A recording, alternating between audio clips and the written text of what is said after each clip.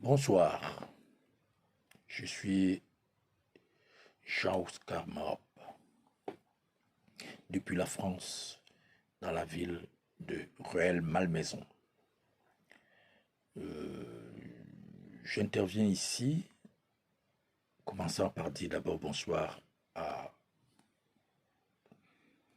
Monsieur Kinatan Mogo, à tous les panélistes, à tous les téléspectateurs dans le monde. J'interviens sur le thème de ce soir qui a deux volets, la terre et l'homme. Et vous allez m'excuser parce que ça va prendre un peu de temps, mais je n'entrerai pas dans les détails. J'ai voulu parler de l'univers, mais je prends tout simplement la Terre. La Terre, on parle de... Les premières recherches parlaient de 4 milliards 550 millions d'années.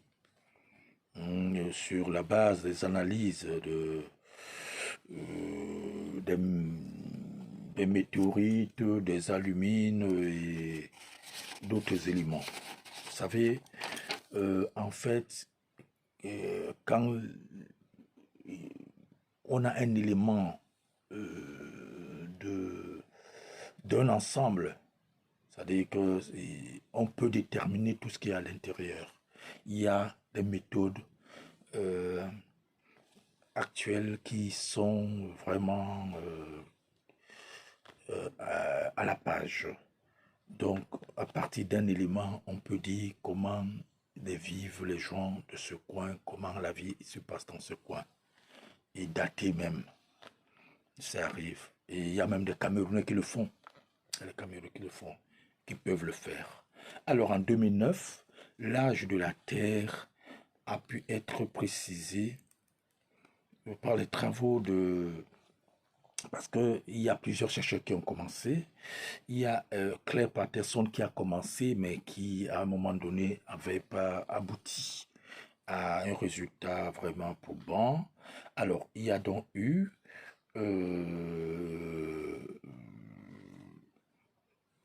Ernest Rutherford et d'autres physiciens qui ont développé des méthodes à travers la radioactivité. Quand ils cherchaient et ont trouvé par cela et ont pu dater, parce qu'ils ont étudié par la radioactivité, ils ont pu dater donc la période, les périodes de la formation de la Terre, parce que la Terre a été formée par période. Il y a d'abord Léon précambrien, il y a de cela 4 milliards 600 millions d'années. Il y a le précambrien est considéré comme la plus ancienne période. Hein. Précambrien, c'est la plus ancienne période. Et il y a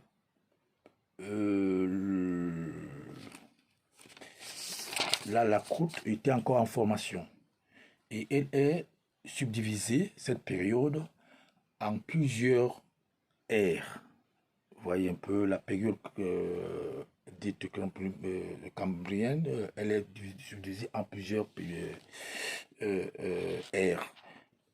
La période entre 4 milliards 600 millions bien sûr et 3 milliards 800 millions d'années est appelée ère adienne. La croûte de la Terre était alors encore en formation, comme je disais tout à l'heure. L'ère archéenne s'étendait en 3 milliards 800 millions. Entre 3 milliards 800 millions vers 2 milliards 500 millions également. C'est cette période et a suivi l'ère protérozoïque entre 2 milliards et demi, dont 2 milliards 500 millions et 543 millions d'années. De nombreuses races d'organismes unis et cellulaires de ces périodes sont disponibles. Donc la Terre, c'est 4,6 milliards. Bon, et a été formée par période. Maintenant, pour l'homme sur la Terre, nous avons, ça c'est un document d'un chercheur très renommé au nom de Harim Yahya. Il parle de l'arbre généalogique imaginaire de l'homme. C'est très révolutionnaire. Et selon ce que prétend Darwin, l'homme d'aujourd'hui descendrait de créatures qui ressembleraient à des singes pendant ce prétendu processus évolutif qui aurait débuté il y a 4 millions à 5 millions d'années. Des formes transitionnelles entre l'homme actuel et ses ancêtres ont dû exister selon ce scénario complètement imaginaire. 4 catégories élémentaires sont établies. Numéro 1. L'Australopithèque. Toutes les formes appartenant au genre Australopithèque. 2. Homo habilis. 3. Homo erectus. 4. Homo sapiens. Selon les évolutionnistes, les prétendus ancêtres simiens de l'homme appartenaient au genre Australopithèque, signifiant singe du sud.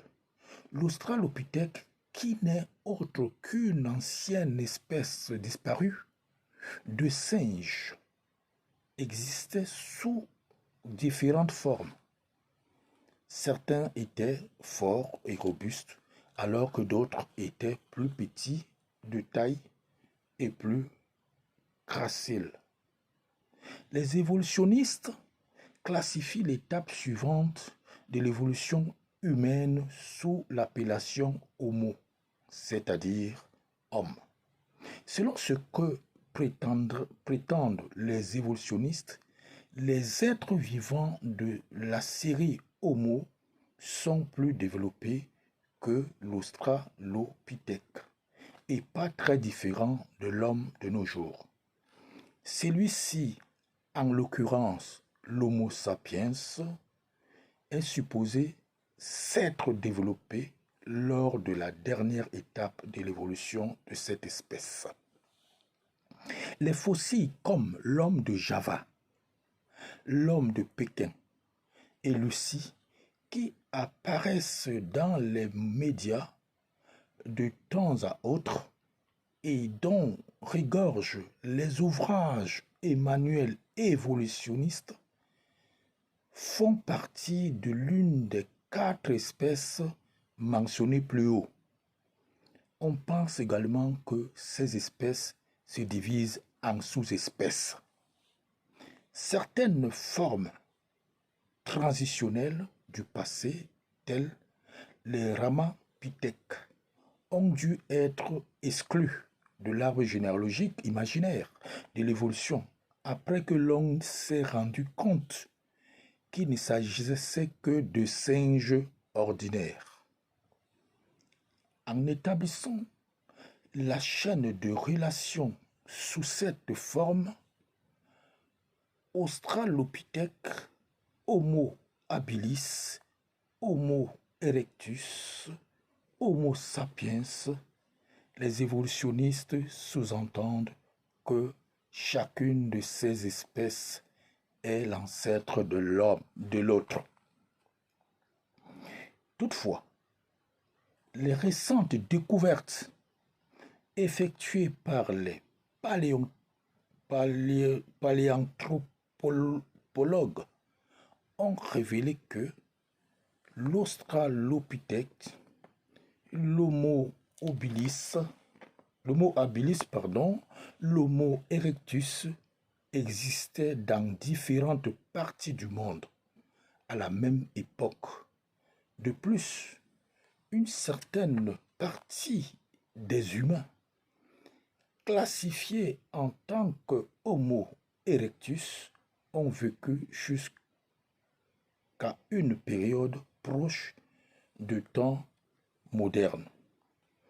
Dans la revue Science, un article intitulé Le dernier Homo erectus de Java, un potentiel contemporain de Homo sapiens dans le sud et asiatique, rapportait que les fossiles d'Homo erectus découverts à Java,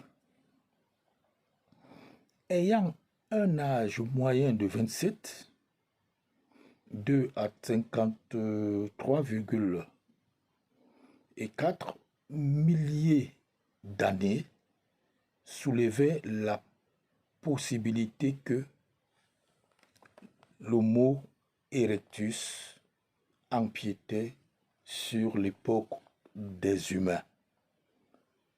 Anatomiquement moderne, Homo sapiens en Asie du Sud-Est.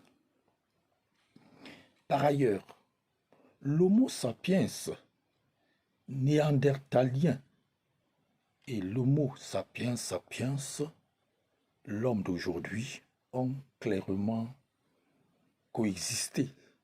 Cette situation indique clairement que les allégations évolutionnistes, en l'occurrence que les uns sont les ancêtres des autres, sont sans fondement. Intrinsèquement, toutes les découvertes et recherches scientifiques ont révélé que les fossiles n'indiquent pas qu'un processus évolutif a eu lieu, comme le prétendent les évolutionnistes. Les fossiles que les évolutionnistes considèrent comme les ancêtres de l'humanité appartiennent en fait à diverses espèces d'hommes ou de singes. Quels sont alors les fossiles humains et quels sont les fossiles des singes? Est-il possible d'en considérer quelques-uns comme les formes transitionnelles? Pour avoir les réponses, il va falloir examiner de plus près chaque catégorie. C'est vrai que j'ai la documentation, mais j'ai voulu seulement relever ce pan de voile qui, chaque fois, nous a donné des diplômes, parlant de Homo sapiens, Homo habilis, Homo erectus, Homo tout ça. Et les recherches prouvent que tout ça, c'est des espèces de singes et qui étaient dans différents endroits sur la Terre. L'homme de Java, l'homme de machin, Lucie, l'homme de Pékin, c'était des singes. Ça, c'est la documentation. Voilà ma contribution pour ce soir. Et il y a même des photos. Nathan, je vais t'envoyer quelques photos qui font la différence des squelettes et tout. Sur ce, voilà le débat, voilà la contribution, mon premier jet. Merci.